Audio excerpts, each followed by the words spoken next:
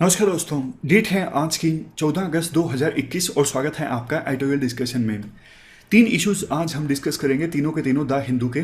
सबसे पहला article discuss करेंगे 1991 में जो एलपीजी रिफॉर्म्स आए, उन रिफॉर्म्स से देश की गरीबी, current account deficit, economic growth rate, उन सब पर क्या असर हुआ। और अभी अगर हमें higher economic growth rate ensure करनी है तो क्या करना पड़ेगा। क्या सिर्फ रिफॉर्म से काम चल जाएगा या फिर दूसरी चीज़ें भी करनी पड़ेंगी। दूसरा आर्टिकल हम यहाँ पे डिस्कस करेंगे मैरीटाइम सिक्योरिटी से संबंधित। एक आर्टिकल हमने पिछले हफ्ते डिस्कस किया था मैरीटाइम सिक्योरिटी से संबंधित, तो उसी को सप्लीमेंट करेगा ये आर्टिकल, थोड़ा ज़्यादा डिटेल में है। और यहाँ पे आर्टिकल डिस्कस करेंगे अफगान ट्रेजेडी से संबंधित। देखो, अफगानिस्तान में हालात जो हैं काफ़ी तेज़ी से बदल रहे हैं, तो ऐसे बिल्कुल बारीकी से जो छोटी छोटी जो डिटेल्स हैं वो तो हमें मतलब पता हो, इसकी आवश्यकता नहीं है एग्जाम पर्सपेक्टिव से। लेकिन जो लोग इंटरव्यू दे रहे हैं, अभी इंटरव्यू चल रहे हैं ना, उनके लिए थोड़ा इंपॉर्टेंट है अफगानिस्तान में अभी क्या कुछ चल रहा है, तो इसलिए इस इशू को हम थोड़ा डिस्कस करेंगे। ये क्वेश्चन है जो आपको अटेम्प्ट करना है। Critically discuss India's maritime security challenges and India's preparedness to handle them. 250 words में आपको इस क्वेश्चन का आंसर देना है। चलिए डिस्कशन स्टार्ट करते हैं। First important article high economic growth rate ensure करने के लिए सजेशंस से संबंधित हैं। सी रंगाराजन का ये आर्टिकल है। आप जीएस पेपर 3 के इस टॉपिक से आर्टिकल को रिलेट कर सकते हो। देखो, 1991 में देश ने काफ़ी मुश्किल भरी इकोनॉमिक सिचुएशन का सामना किया। उस समय देश में बैलेंस ऑफ पेमेंट क्राइसिस आए थे। बैलेंस ऑफ पेमेंट क्राइसिस, जिसे करेंसी क्राइसिस का नाम भी दिया जाता है, इसमें हुआ ये था, इंडिया का एक्सपोर्ट काफ़ी ज़्यादा कम हो गया था, जिसकी वजह से इंडिया के पास डॉलर की कमी हो गई थी। अब देखो, आपको दूसरे देशों से जो भी सामान परचेज करना है, फॉर एग्जांपल ऑयल है या फिर फूड ग्रेन है, अब इसके बदले में वो रुपया नहीं लेंगे ना, क्योंकि इंडिया की करेंसी इतनी ज़्यादा इंटरनेशनली रिकॉग्नाइज्ड नहीं है। वो बोलेंगे कि डॉलर में पैसा चुकाओ। डॉलर हमारे पास इतना है ही नहीं क्योंकि हम एक्सपोर्ट नहीं कर पा रहे हैं। अब आपके मन में आया होगा कि आरबीआई के पास भी तो फॉरेन एक्सचेंज रिजर्व होता है ना। जी हाँ, वहाँ से भी डॉलर्स लिए, कुछ समय तक तो काम चला, लेकिन आरबीआई का फॉरेन एक्सचेंज रिजर्व भी खाली हो गया। अब करें क्या। इस सिचुएशन में इंडिया आईएमएफ के पास गया था कि हमें आप कुछ डॉलर्स भैया लोन दे दो ताकि हम हमारा काम चला सकें। आईएमएफ ने कहा था कि ठीक है, हम आपको लोन देते हैं, लेकिन आपको अपनी इकोनॉमी में कुछ रिफॉर्म्स लाने होंगे। तो आईएमएफ के कहने पर और अपने आप से उस समय इंडिया रिफॉर्म्स लेके आया इकोनॉमी में, जिन्हें नाम दिया गया एलपीजी रिफॉर्म्स। लिबरलाइजेशन, प्राइवेटाइजेशन और ग्लोबलाइजेशन। लिबरलाइजेशन का मतलब ये है कि देखो, 1991 से पहले बहुत सारी चीज़ों में काम करने के लिए ना बिजनेसमैन को लाइसेंस लेना पड़ता था, परमिट लेना पड़ता था। इकोनॉमी टाइटली कंट्रोल्ड थी। हर चीज़ के लिए कोई जब लाइसेंस लेगा या फिर परमिट लेगा तो देखो, ब्यूरोक्रेट्स रिश्वत मांगते हैं कि नहीं, हम आपको परमिट तभी देंगे जब आप हमें इतनी रिश्वत दोगे। आधा मन तो बिजनेसमैन का तभी खत्म हो जाता है। तो मतलब बिजनेस करना बहुत मुश्किल था। लेकिन रिफॉर्म्स के बाद, यानी लिबरलाइजेशन के बाद, ज़्यादातर चीज़ों में परमिट और लाइसेंस लेने की जो आवश्यकता थी उसे ख़त्म कर दिया गया। दूसरा, प्राइवेटाइजेशन में क्या हुआ, 1991 से पहले क्या था, देखो, हर एक बिजनेस में सरकार ने अपनी चोंच भी घुमाए रखी थी। मतलब सरकार खुद काफ़ी सारे सेक्टर्स में बिजनेस कर रही थी। सरकार ने अपने होटल्स भी खोल रखे थे। लेकिन सरकार को सद्बुद्धि आई 1991 में कि government has no business in business. मतलब बिजनेस में गवर्नमेंट का कोई काम नहीं है। गवर्नमेंट का जो काम है वो रेगुलेशन में है। इसलिए बहुत सारी ऐसी सरकार की कंपनीज, पीएसयूज, उनको प्राइवेटाइज कर दिया गया। और अभी भी ये चल ही रहा है, क्योंकि देखो, प्राइवेट जब होती है कोई भी कंपनी तो वो ज़्यादा एफिशिएंट होती है। सरकार के द्वारा बिजनेस को चलाना बहुत मुश्किल है, एफिशिएंसी नहीं आ पाती। तीसरे नंबर पे है ग्लोबलाइजेशन। 1991 से पहले देश की इकोनॉमी इनवर्ड लुकिंग ज़्यादा थी। हमें दूसरे देशों से ट्रेड कम करना है, एक डर था। लेकिन ग्लोबलाइजेशन के बाद, मतलब ये इस रिफॉर्म के आने के बाद, देश की इकोनॉमी धीरे धीरे वर्ल्ड इकोनॉमी के साथ इंटीग्रेट हो गई। ट्रेड जो है दूसरे देशों के साथ काफ़ी ज़्यादा इंक्रीज हो गया। इन्वेस्टमेंट अगर पहले इंडिया में आती तो सरकार ने काफ़ी सारी रिस्ट्रिक्शंस लगा के रखी थी, लेकिन ग्लोबलाइजेशन के रिफॉर्म के बाद इन्वेस्ट करना इंडिया में काफ़ी ज़्यादा आसान हो गया। इन रिफॉर्म्स का देखो मेन मकसद यही था, देश की इकोनॉमी की एफिशिएंसी और जो प्रोडक्टिविटी है उसे इंक्रीज करना। अब राइटर एनालाइज करते हैं कि एलपीजी रिफॉर्म्स का क्या इम्पैक्ट हुआ 3 इंडिकेटर्स पर। देश की ग्रोथ रेट पर क्या इम्पैक्ट पड़ा इन रिफॉर्म्स का, करंट अकाउंट डेफिसिट पे क्या फर्क पड़ा, और गरीबी इन रिफॉर्म से कम हुई या फिर नहीं हुई। सबसे पहले बात की जाती है ग्रोथ रेट की। देखो 1992-93 से लेकर 2000-2001 के बीच जीडीपी एट फैक्टर कॉस्ट जो थी वो ग्रो हुई एनुअली बाय एवरेज 6.20%। सिंपल भाषा में बोलें तो ग्रोथ रेट रही 1992 से लेकर 2001 के बीच में 6.20%, और 2001 से लेकर 2010-11 के बीच में ग्रोथ रेट रही 7.69%, और 2011 से लेकर 2019-20 के बीच में देश की इकोनॉमिक ग्रोथ रेट रही 6.51%। बताओ देश की इकोनॉमिक ग्रोथ रेट कौन से पीरियड में सबसे ज्यादा रही? देखो बेस्ट परफॉर्मेंस इंडिया की इकोनॉमी की रही 2005 से लेकर 2010-11 के बीच। इन 5-6 सालों में इंडिया की जो जीडीपी है वो 8.7% ग्रोथ रेट से ग्रो हुई, और ये तब था जब 2008 में तो आपको पता है फाइनेंशियल क्राइसिस भी आए थे। लेकिन देखो चिंता की बात ये है कि अब देश की ग्रोथ रेट जो है वो हायर नहीं है। अब आपके मन में आया होगा, अरे भैया कोविड-19 के पीरियड में कौन से देश की ग्रोथ रेट हायर है, क्या बात कर रहे हो तुम? हाँ बात तो ठीक है, कोविड-19 है, लेकिन देखो कोविड-19 से पहले भी जो देश की ग्रोथ रेट है वो डिक्लाइन कर रही थी। अब इसके बाद बात की जाती है फॉरेन रिजर्व्स की। देखो जैसा हमने डिस्कस किया 1990-91 में बैलेंस ऑफ पेमेंट क्राइसिस का सामना इंडिया ने किया। आरबीआई के जो फॉरेन एक्सचेंज रिजर्व्स थे वो तो खाली हो गए थे, लेकिन अच्छी बात यह है कि अब हमारे जो फॉरेन एक्सचेंज रिजर्व्स हैं वो भरे हुए हैं। पिछले हफ्ते आरबीआई के जो फॉरेन एक्सचेंज रिजर्व्स हैं उसकी वैल्यू थी $6 to $1 बिलियन। अगर करंट अकाउंट डेफिसिट की हम बात करें 2011-12 और उसके बाद 2012-13, इन 2 सालों में करंट अकाउंट डेफिसिट काफ़ी बढ़ गया था, 4% से ऊपर हो गया था। होता क्या है वैसे करंट अकाउंट डेफिसिट?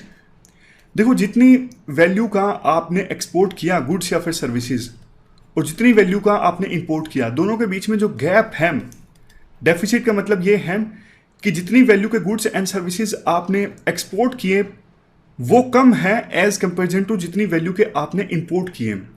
जैसे एग्जांपल के तौर पर 100 यूनिट का आपने गुड्स एंड सर्विसेज इंपोर्ट किए तो 4% अगर करंट अकाउंट डेफिसिट है, इसका मतलब 96 यूनिट का जो गुड्स एंड सर्विसेज हैं वो आपने एक्सपोर्ट किए, तो 4 यूनिट यानी $4 का यहाँ पे गैप रह गया। बस देखो ये 2 ही साल था कि इंडिया का करंट अकाउंट डेफिसिट 4% से बढ़ गया, अदरवाइज अब इंडिया का जो एक्सपोर्ट है वो अच्छा खासा है। वैसे तो गुड्स का एक्सपोर्ट हम कम करते हैं, गुड्स का इंपोर्ट ज़्यादा है, लेकिन सर्विसेज का एक्सपोर्ट हम ज़्यादा करते हैं, सर्विसेज का इंपोर्ट कम है, तो यहाँ से भरपाई हो जाती है। इसके बाद पॉवर्टी रेशो की बात करते हैं।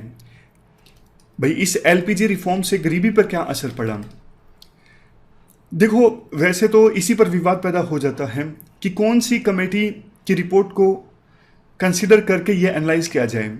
आर्टिकल में प्लानिंग कमीशन ने जो मेथड अपनाया था, तेंदुलकर एक्सपर्ट कमेटी मेथोडोलॉजी का सहारा लेते हुए, उसके आधार पर बोला जाता है कि 1993-94 में जो पॉवर्टी रेशो थी वो थी 45.3%, बहुत ही ज़्यादा।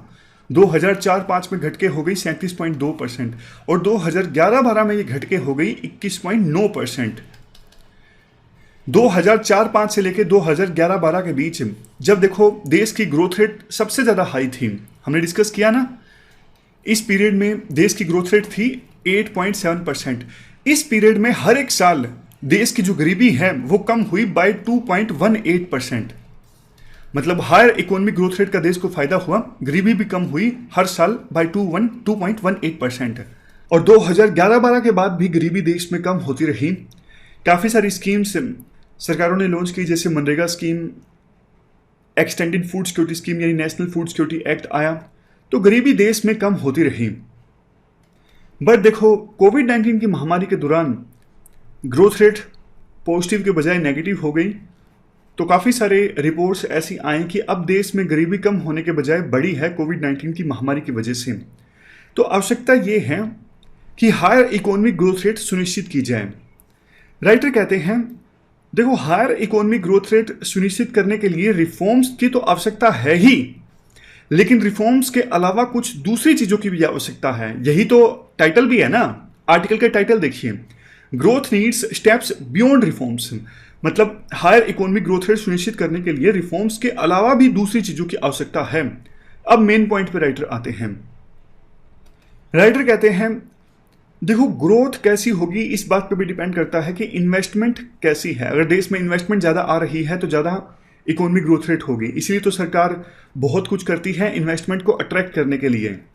अभी जो रिट्रोस्पेक्टिव टैक्स है सरकार ने वापस लिया, क्यों? क्योंकि इन्वेस्टमेंट को अट्रैक्ट किया जा सके, इन्वेस्टर्स को भरोसा दिलाया जा सके कि इंडिया में पॉलिसी स्टेबिलिटी है। लेकिन देखो इन्वेस्टमेंट सिर्फ इस चीज़ पे डिपेंड नहीं करती कि हाँ देश में स्टेबल बिजनेस करने के लिए इन्वायरमेंट है। इन्वेस्टर्स जो हैं वो और भी चीज़ें देखते हैं, जैसे एग्जाम्पल के तौर पर सोशल कोहेशन।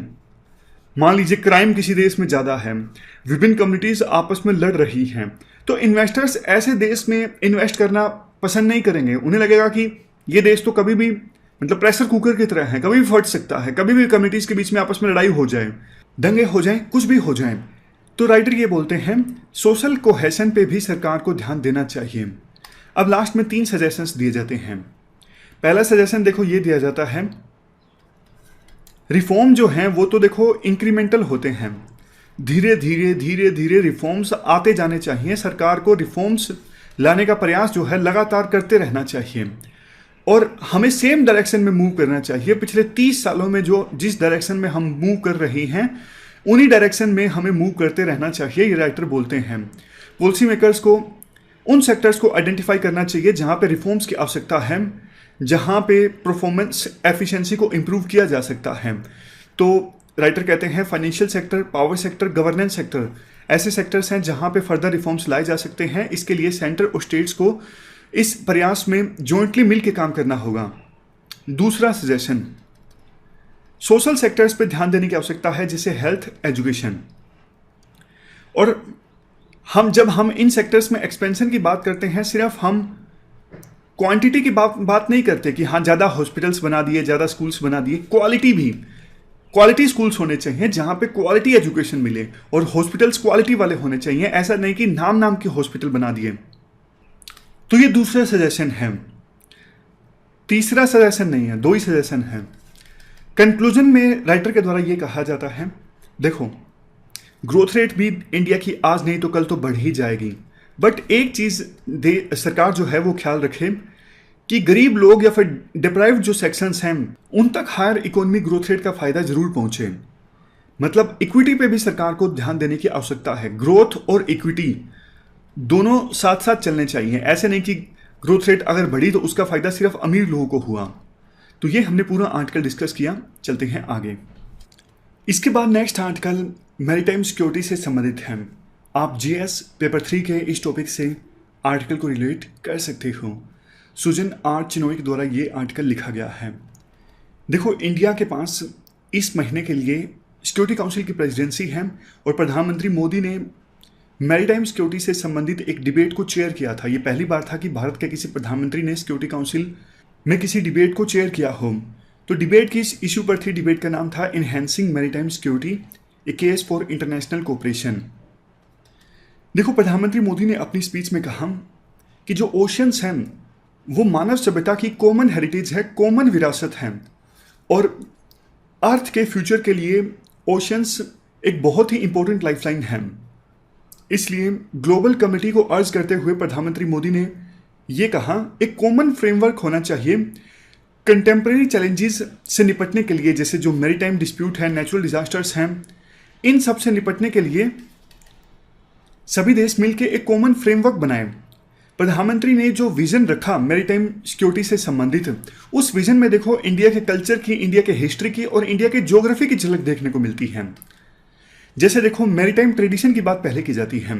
ऑलमोस्ट 7500 किलोमीटर का इंडिया का कोस्ट है, काफ़ी सारे इंडिया के आइलैंड्स हैं, तो इंडिया दूसरे देशों के साथ पास्ट में कम्युनिकेशन करता रहा है, मैरीटाइम रूट्स की सहायता से ट्रेड करता रहा है, उसी के एग्जाम्पल्स दिए जाते हैं। जैसे देखो 15वीं शताब्दी में वास्को डी गामा जांजिबार से इंडिया के वेस्ट कोस्ट में आए और उनको रास्ता दिखाया गया था एक गुजराती सीमैन के द्वारा। आप एक बार एक मैप देखिए, ये जो जांजिबार है ना, ये राजधानी है तंजानिया की। यहाँ से वास्को डी गामा इंडिया के वेस्टर्न कोस्ट में आए थे 15वीं शताब्दी में और रास्ता दिखाया गया था एक गुजराती सीमैन के द्वारा। उसके बाद संस्कृत वर्ड जो है नवागत, इसका इंग्लिश में मतलब है नेविगेशन। प्रधानमंत्री मोदी ने 5 मैरीटाइम प्रिंसिपल्स की बात की थी, हमने पिछले आर्टिकल में डिस्कस भी किया था, आपको याद होगा। उन 5 में से एक प्रिंसिपल है फ्री एंड ओपन ट्रेड से संबंधित। तो देखो फ्री एंड ओपन ट्रेड ये तो इंडिया की सिविलाइजेशनल एथोस है। ये एक प्रकार से हमें याद दिलाता है कि 4500 साल पहले भी इंडिया का मैरीटाइम ट्रेड होता था मेसोपोटामिया सिविलाइजेशन के साथ। लोथल जो है, जो इंडस वैली सिविलाइजेशन की एक साइट है, ये उस समय एक बड़ा मैरीटाइम सेंटर हुआ करता था। ये देखिए आप, ये जो लोथल है ना, ये उस समय एक बड़ा मैरीटाइम सेंटर हुआ करता था। प्री में भी क्वेश्चन इससे संबंधित पूछा जा सकता है। गुजरात में अभी जो कच्छ या फिर कैथावाड़ है, इनके एंशिएंट लिंक्स थे अफ्रीका के साथ में।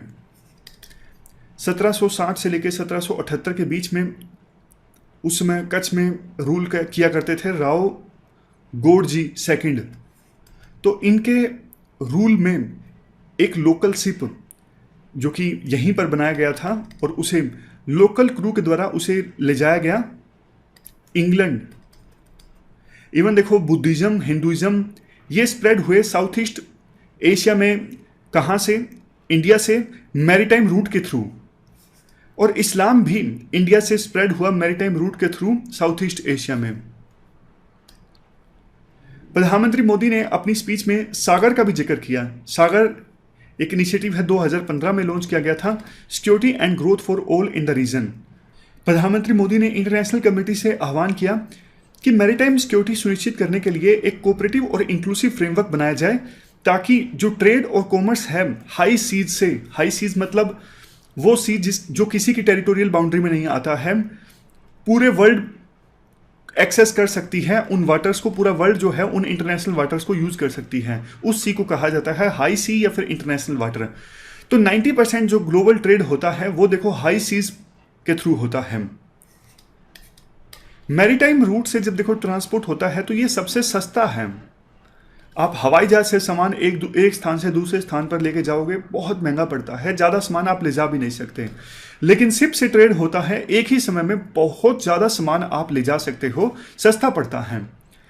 और अगर ये जो सी लेन्स ऑफ कम्युनिकेशन है डिसरप्ट होती हैं तो पूरे वर्ल्ड पर इसका असर पड़ता है। जैसे आप सुएज कैनल क्राइसिस की बात कीजिए, आपको याद होगा कुछ महीने पहले एक शिप फंस गया था सुएज नहर में, तो करोड़ों रुपए का नुकसान हो गया था। बहुत सारा जो व्यापार है वो ठप हो गया था इस शिप के फंसने की वजह से।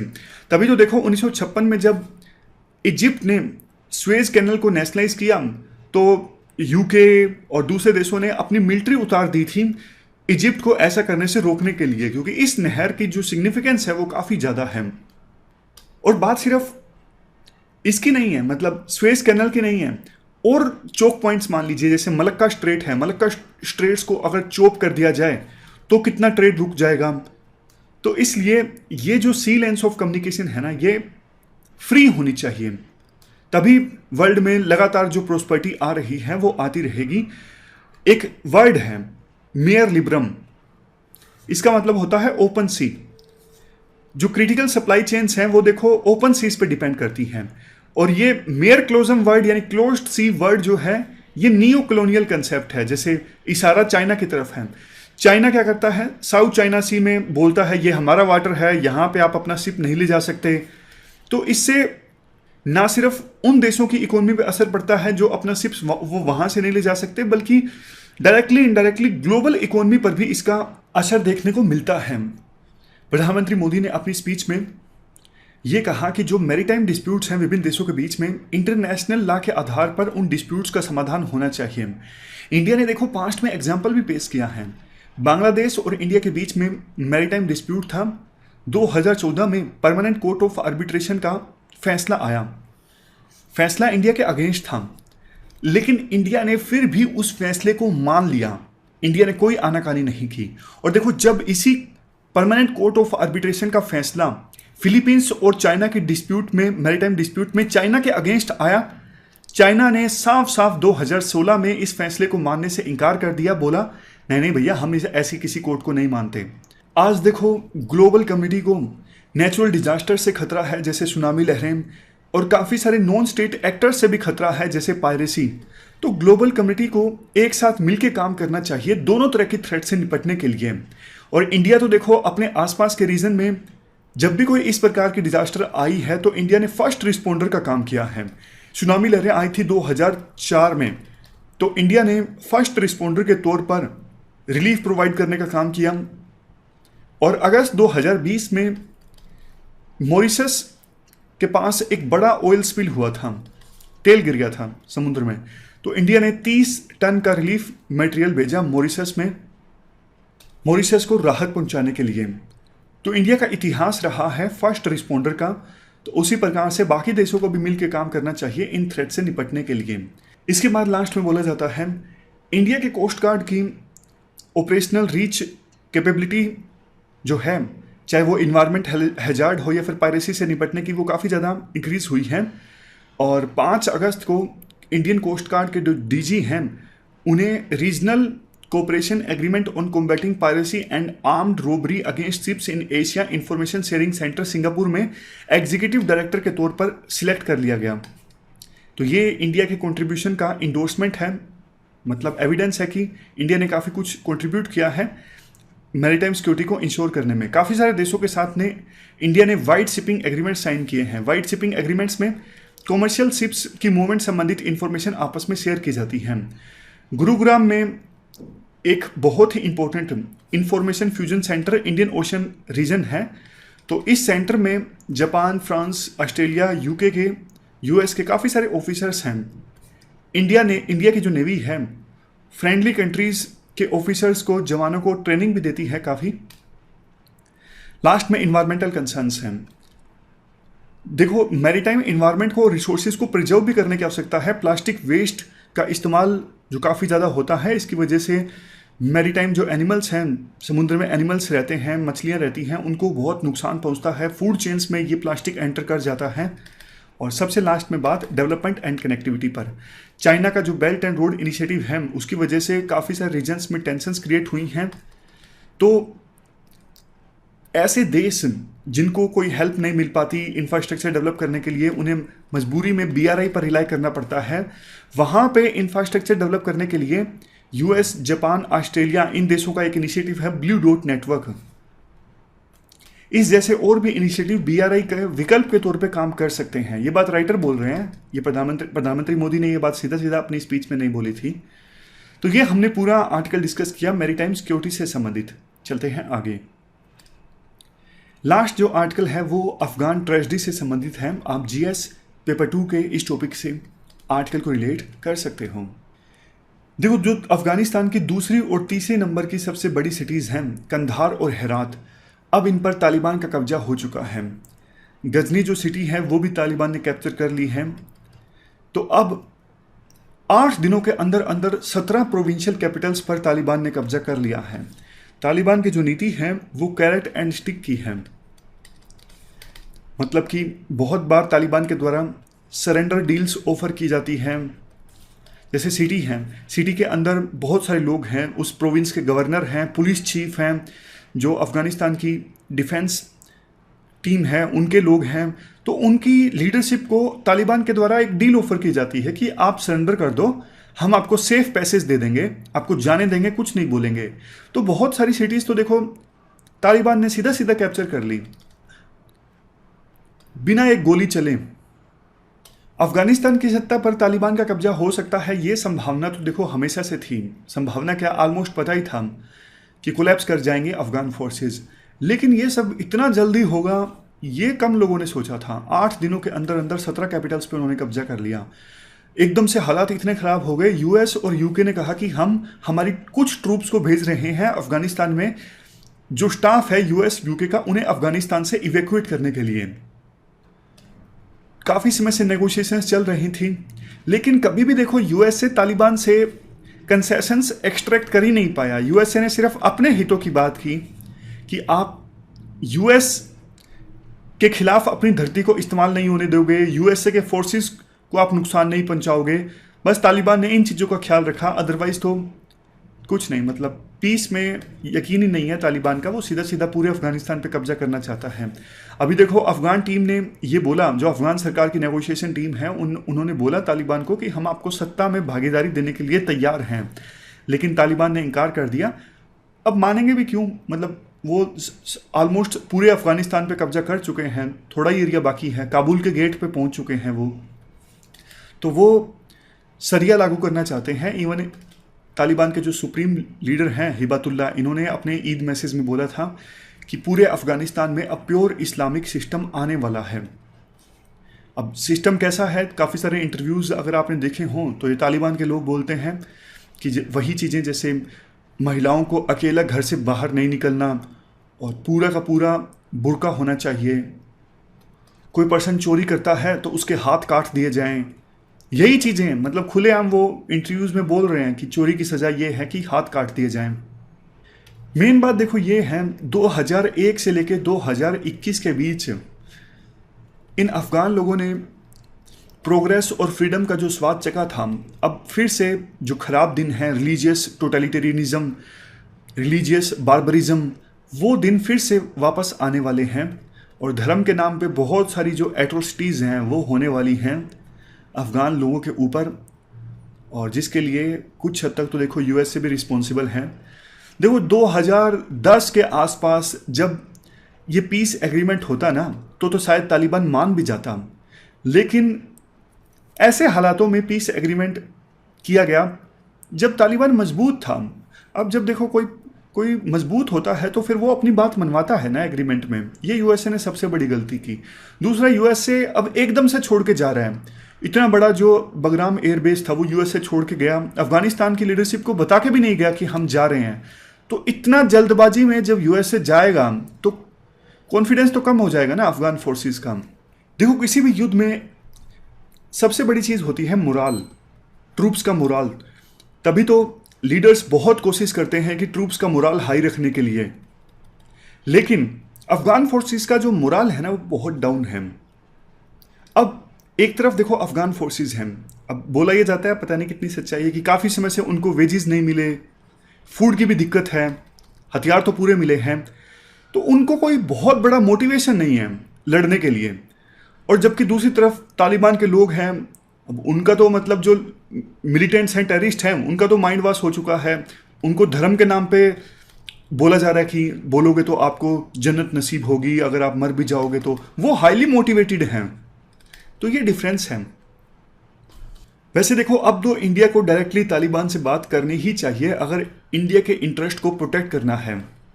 अब अगर बिल्कुल आइडियलिज्म में रहें तो नहीं करनी चाहिए कि हाँ तालिबान के लोग हैं वो टेररिस्ट हैं, अब ऐसे लोगों से क्या बात करना जो बर्बरता करते हैं, ह्यूमन राइट्स का वायलेशन करते हैं। लेकिन देखो आइडियलिज्म से काम चलता नहीं है, कैसे भी लोग हैं, लेकिन अब अफगानिस्तान की सत्ता इनके हाथों में आने वाली है, और इंडिया को अपने अगर इंटरेस्ट प्रोटेक्ट करने हैं तो डायरेक्ट कॉन्टैक्ट इनसे होना चाहिए। अगर कॉन्टैक्ट नहीं होगा, कम्युनिकेशन नहीं रहेगा, तो इंडिया को बहुत नुकसान हो सकता है। फिर तो पाकिस्तान के लिए हम स्पेस बिल्कुल खाली छोड़ देंगे। तो अफगानिस्तान से जो टेररिस्ट हैं फिर वो आ सकते हैं कश्मीर में, और भी इंडिया की जो इन्वेस्टमेंट है जैसे सलमा डैम है वो सुरक्षित रहेगी अगर इंडिया इनके टच में रहते हैं, इंडिया का इनके साथ में कम्युनिकेशन है। तो ये हमने पूरा इशू डिस्कस किया। हमारी आज की इस डिस्कशन में इतना ही है। Thank you very much for discussion.